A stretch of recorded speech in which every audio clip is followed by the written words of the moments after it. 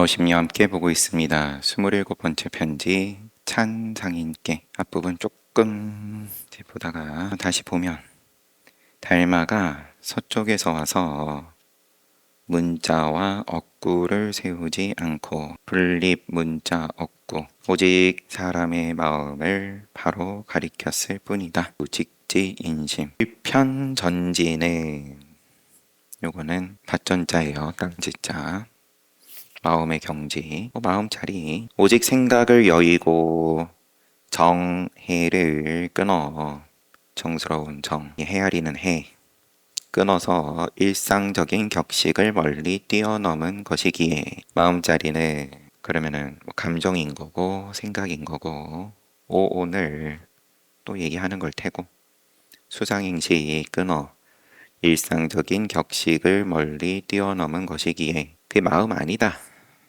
착각하지 말아라. 기분이 마음이 아니고 개념이 생각이 우리가 이성이라고 일상에서 얘기하는 것 의도 가지가지 이런 걸 마음이라 생각을 하고 한 생을 쭉 살아나가고 두 생을 백생 천생을 그러고 사는데 일상적인 격식을 멀리 뛰어넘은 것이기에 생각을 여의고 일상적인 격식을 멀리 뛰어넘었다. 마음자리는 대단한 근기와 지혜를 갖추니가 본분의 역량으로 바로 그 자리에서 자신의 근본을 취해 알아차리는 것이다. 깨짝깨짝 거려가지고 안 된다. 잘 안 된다. 미안한 말이지만 대단한 근기와 지혜 갖추니가 그 자리에서 자기 근본을 취한다. 근본을 취한다. 짜잘한 거를 취하지 않는다. 또한 이는 마치 만길 절벽에서 손을 놓고 몸을 놓아 다시는 돌아보지 않는 것처럼 직연과 아르마리를 밑바닥까지 뒤집도록 해서 벗어나는 것이어서 마치 완전히 죽은 사람이 호흡이 끊어진 것과 같은 것이다. 조금 더 티끌만큼도 남기지 않는다. 한번 제대로 죽어봐라. 종교가 무슨 그런 말을 하냐 하겠지만 몸이 죽는다 그래도 그러면은 죽음 직후에 돌아보지 않을 정도냐. 영가가 됐다. 미련이 없다. 당장에 순간순간에 자꾸 미련을 남기고 과거를 돌이켜서 더 좋은 선택을 할 수 있었던 거 아닌가. 그러면은 죽은 다음에는 볼 것도 없다. 본래 자리에 이르면 크게 쉬어서 입과 코, 눈과 귀가 처음부터 서로 알지 못하고 크게 쉬어서 입과 코, 눈과 귀 처음부터 서로 알지 못하고 식견과 정상 마찬가지예요. 정스러운 것은 생각상자 감정과 생각이 모두 서로 도달하지 못하게 된다. 그런 다음 꺼진 불과 찬 재에서 식어버린 재에서 낱낱이 밝히고 마른 나무와 썩은 나무 그루터기에서 사물 하나하나를 비추게 되면 홀로 아득하고 우뚝 솟아 뛰어난 곳에 기합하게 된다. 그러면 다시는 마음을 찾거나 부처를 찾을 필요도 없이 착착 맞아 떨어지게 되는데 이는 원래 밖에서 얻은 것이 아닙니다. 예로부터 완전히 깨달았다 라는 백천가지 사례들도 다만 이것일 뿐이다. 꺼진 불과 찬 재에서 식어버린 재에서 낱낱이 밝힌다. 이 마음으로 다시 마음을 구할 필요가 없는데 이 부처로 어찌 다시 부처를 찾는 수고를 하겠습니까? 만약에 엉구상에서 주의 주장을 하고 경계와 대상에서 이해해서 이쪽 저쪽을 가지고 이리저리 엮어가지고 이해해서 드라마 연결해서 안다면 골동품 포대에 떨어져 중생인 거죠. 가죽 포대에 떨어져 끝내 잡아 건져볼 수도 없고 더듬어 찾을 수도 없게 될 것입니다. 그러므로 바로 이 생각도 잊고 비춤도 끊는 것이 진재의 경계인 것입니다. 거친 밭에서 가리지 않고 손 가는 대로 집어드니 밝고 밝은 온갖 풀마다 밝고 밝은 조사의 뜻이 분명합니다. 풀끝마다 다 부처님 마음이라고 앞에 누구 말씀을 인용했었던 건지요. 요거는 거친 밭에 들어가 가리지 않고 손 가는 대로 풀을 집어드니 눈에 닿는 대로 일찍이 없었던 것이 아니거늘 다 그대로인데 깨닫기 전과 후가 깨닫고 나니까 화자검색이가 펼쳐졌다. 뭐 그것도 깨닫고 나서 그런 소리를 내뱉으면 또 그때의 일인 거지만 눈 닿는 대로 없던 게 아니다. 때가 되었는데 어째서 말하지 않는가? 청량 태흠 스님의 말씀. 그런데 하물며 푸르고 푸른 대나무와 울창하고 무성한 국화 그리고 담, 벽, 기와 자갈이 무정설법을 하고 물새가 숲속에서 괴로울 곳자 고와 공, 빌공, 무와를 설하는 경우야 말에 무엇을 하겠습니까? 담벼락이 설한다. 대나무가, 국화가, 담벼락이, 기와가, 자갈이 무정설법을 한다. 물새가 무상, 고, 무와, 삼법인을 설한다.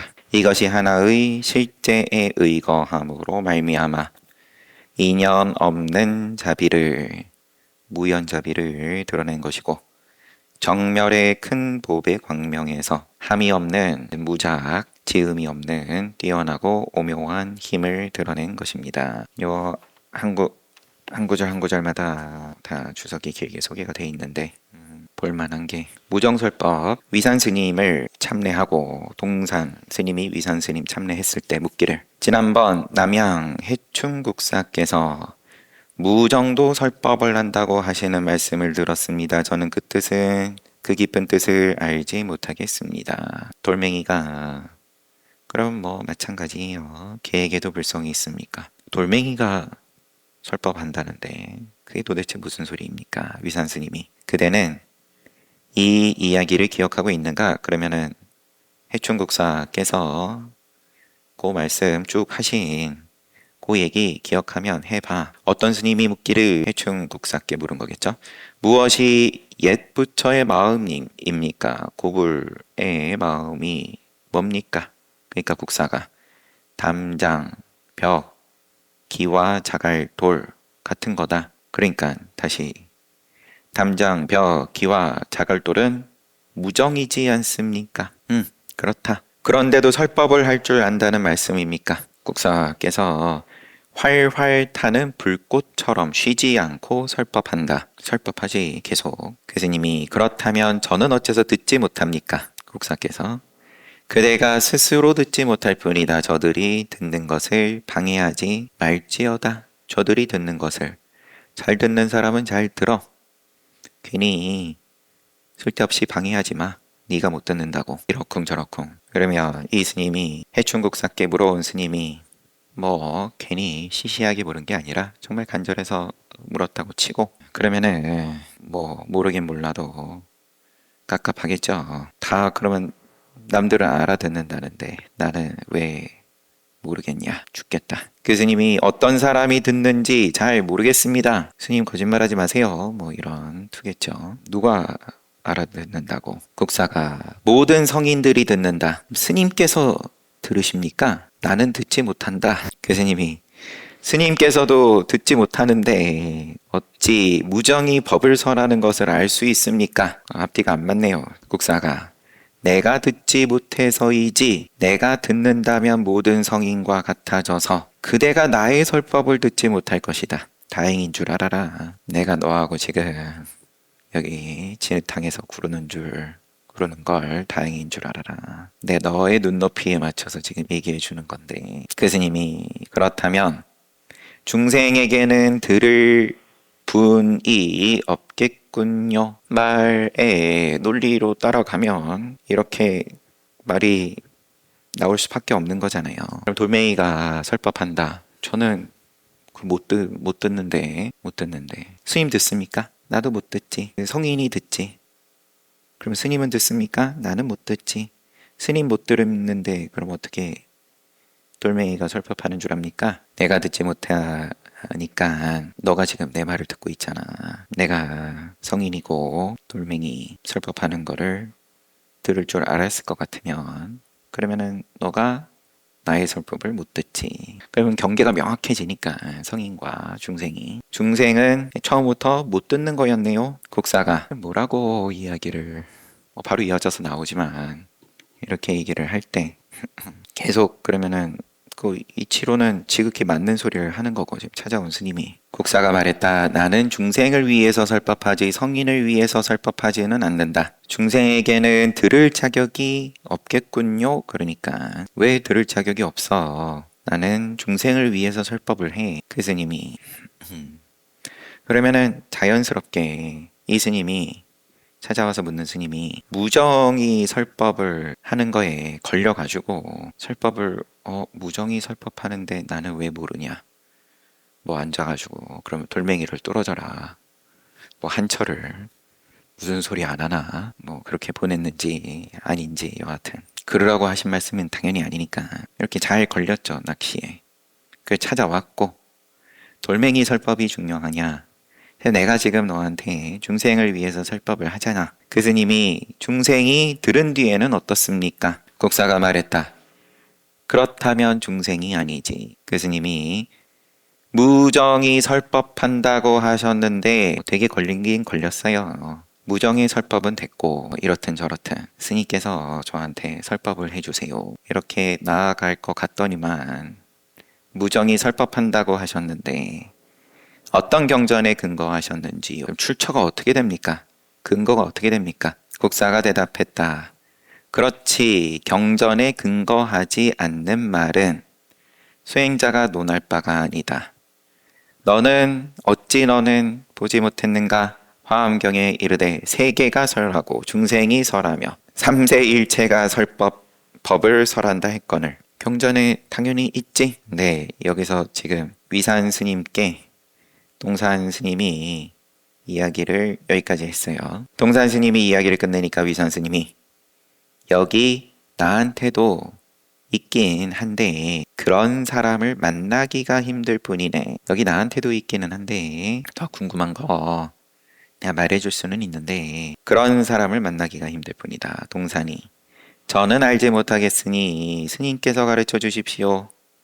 위산 스님이 불자를 세우면서 알겠는가?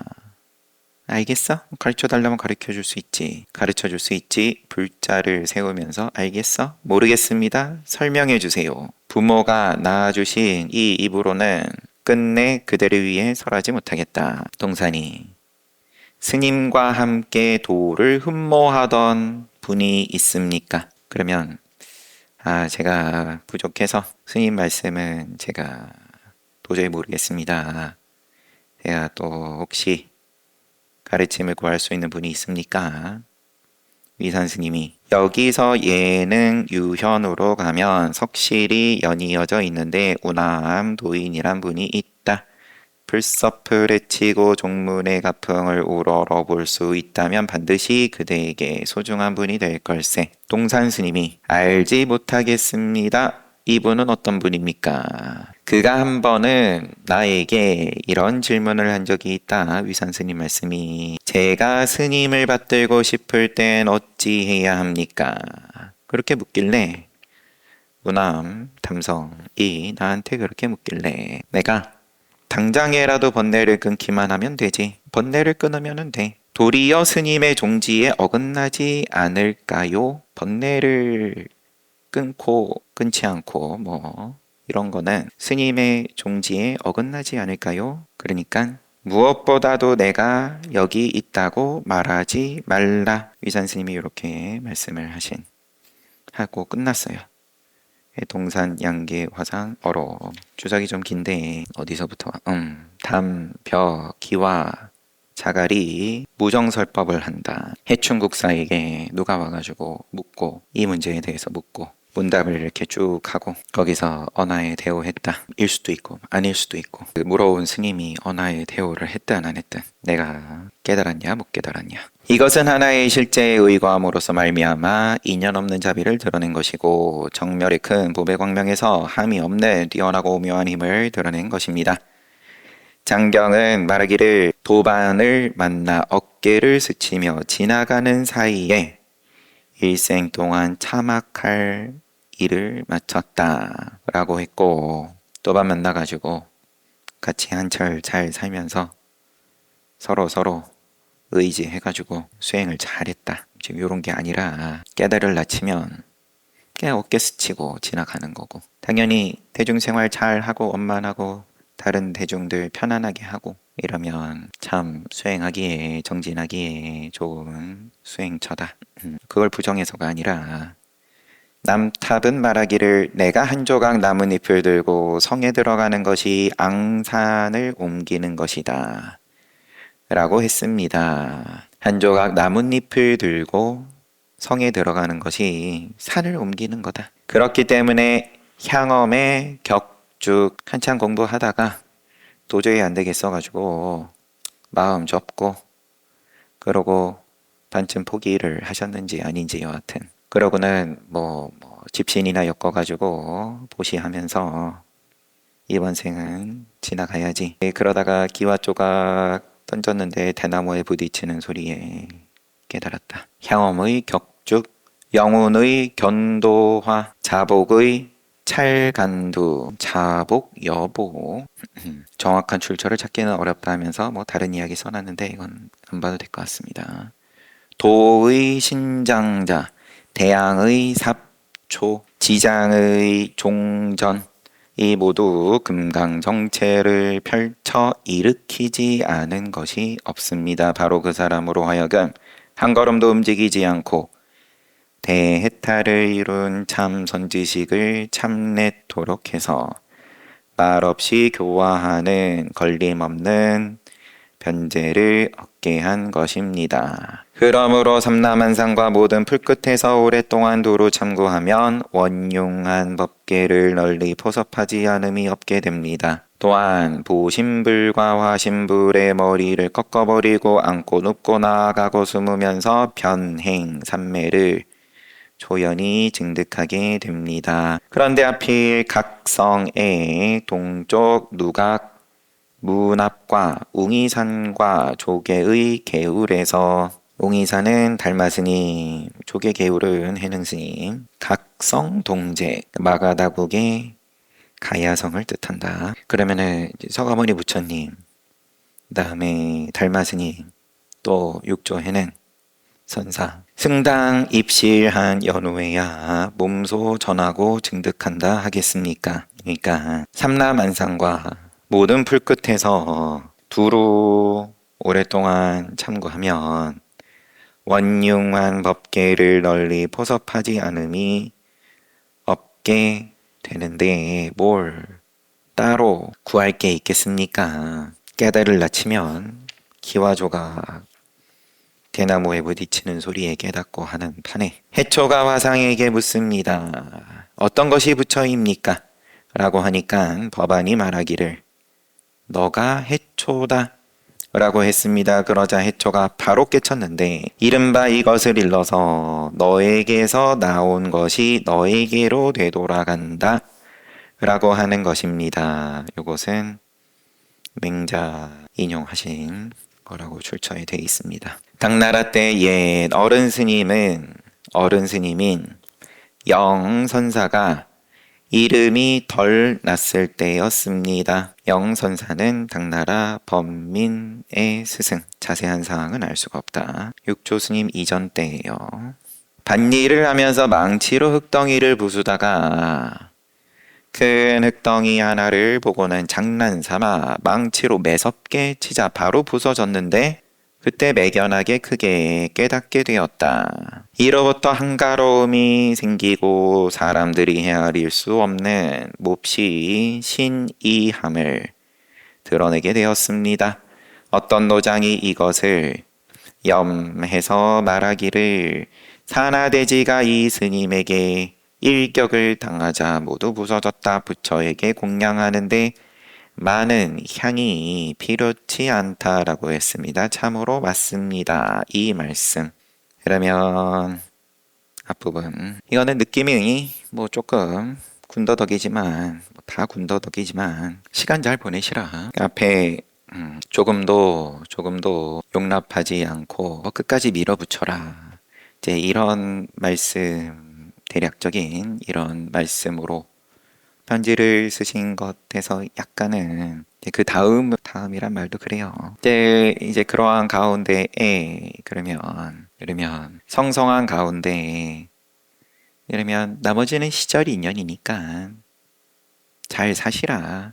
거기서 뭘 더 욕심내지 마시고 찬상인에게 보내는 그럼 높임말로 할 법도 그럴 수도 있을 것 같아요. 그러다 보면 각자 뭐 인연 따라서 이와 같이 마지막에 인용만 보면 밭일 하다가 그러다가 크게 열리고 쉬어졌다. 사람들이 헤아릴 수 없는 신의함을 드러내게 되었다. 마음 비우고 잘 사세요. 그러면 분명히 시절 인연은 있을 수 있습니다. 근거 없이 하신 말씀이 아닐 테고 원어극근선사께서 28번째 찬상인에게 또 같은 찬상인 머물지 않음을 근본으로 일체법이 세워진 것이니 머물지 않음을 근본으로 무주로 일체법이 세워진 것이니 머물지 않음의 근본은 본래 머뭄이 없네.